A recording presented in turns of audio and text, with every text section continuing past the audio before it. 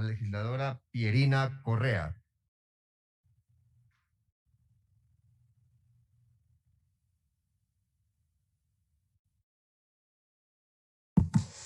Muy buenos días, señor presidente encargado, señores asambleístas y todos quienes siguen esta sesión del Pleno a través de las diferentes redes sociales.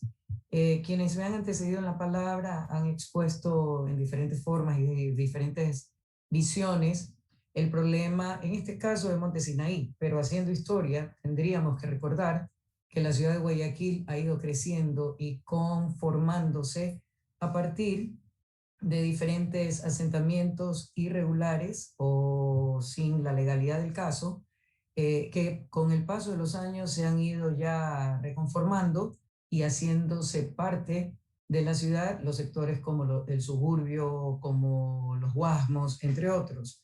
El sector concretamente que estamos aludiendo aquí, Monte Sinaí, tiene parte rural y tiene parte urbana.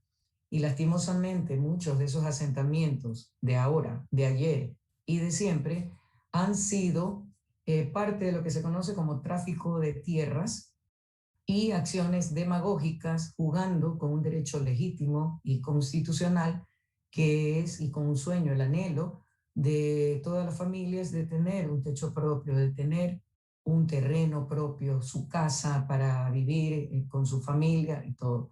Parte de lo que se hizo en el gobierno de la Revolución Ciudadana fue justamente atender estos sectores donde siempre han entrado en conflicto lo que se ha mencionado aquí, ¿no? Que si los terrenos son del gobierno nacional o si son del municipio, el municipio tiene partes urbanas y partes rurales, ha ido creciendo y moviéndose el límite urbano en función de los intereses del municipio. Por ejemplo, ahora que hay la propuesta del aeropuerto en el sector de Daular, se amplió el límite urbano en este sector justamente para incorporar esas tierras. Esto incide en costos del metro cuadrado, en temas de impuestos para quienes tienen la propiedad de esas tierras y también un despertado interés en adquirir a precio muy bajo tierras que luego ganan en plusvalía. De ahí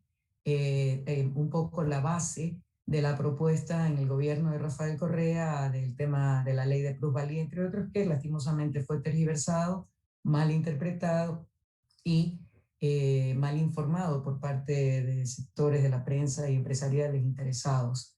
Pero aquí estamos hablando de zonas protegidas, estamos hablando de zonas de riesgo, en el afán de tener casa propia, como les digo, en un anhelo válido. Conozco muchos casos de gente que fue estafada, de gente que pagó, se endeudó, prestó al chulquero para poder pagar lo que le pedían los traficantes de tierras y luego igual fueron sacados y no precisamente por las autoridades. Hoy día amanecimos con un video de un desalojo brusco de un amplio sector, incluso una casa perteneciente a hermanos evangélicos, donde, según la información que tenemos, acogen a muchas personas, les dan de comer, entre otras cosas, y se veían mujeres con niños llorando al ser desalojados.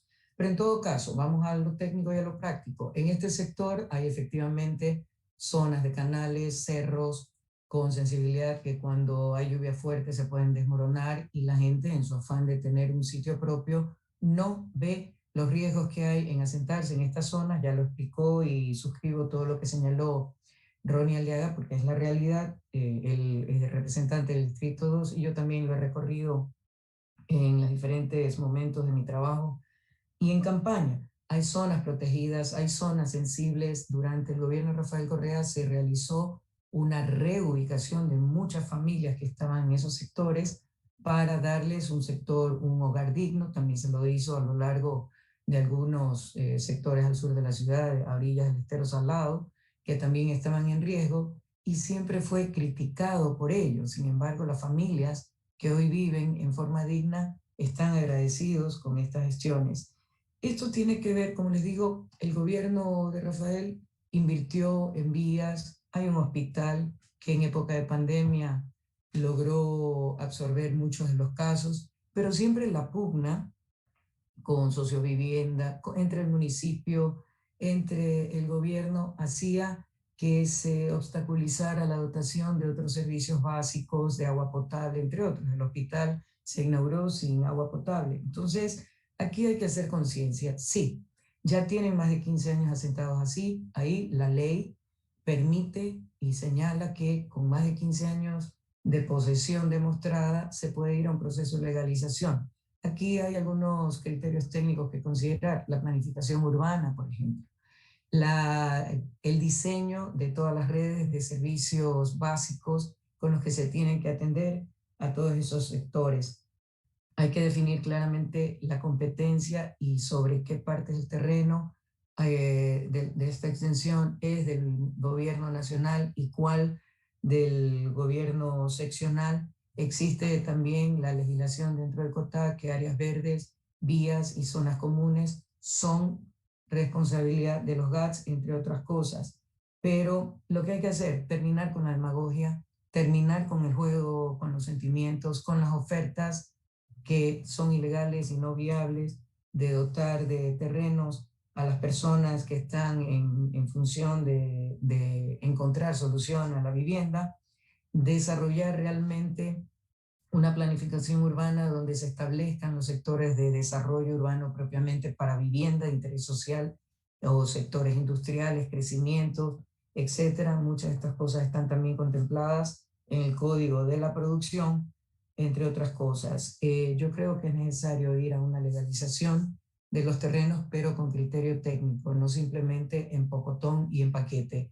La legalización permite planificar desde el municipio o desde el gobierno, según corresponda, todo el desarrollo de lo que es la infraestructura de agua potable, de energía eléctrica, de servicios de alcantarillado y aguas lluvias, para que la calidad de vida, ya que estamos legalizando los terrenos, sea la adecuada a quienes viven en esos lugares y se le dé esa dignidad tan anhelada y que también es un derecho ciudadano.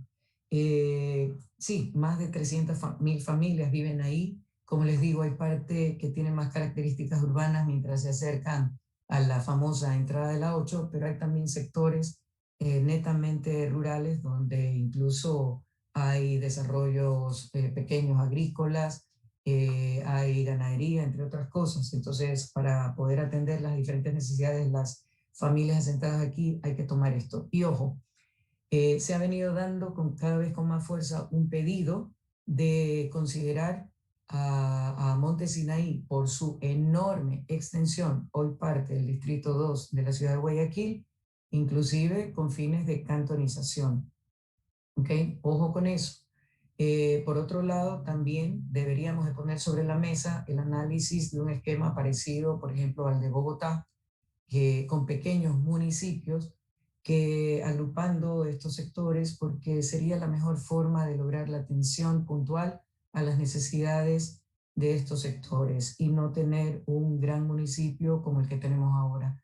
Un esquema parecido al de Colombia, que tiene pequeños municipios y luego el alcalde mayor, podría ser eventualmente una consideración más allá de la distribución como distritos. Así es que ahí dejo eso como una inquietud para que lo asuma la Comisión de los GATS, de los Gobiernos Autónomos Descentralizados, y como hay una propuesta de revisar el COTAC, entonces que eventualmente se tome en consideración esta propuesta para lo que es ya un distrito metropolitano con particularidades específicas como es el de Guayaquil y que eventualmente también se podría extender en su consideración a Quito.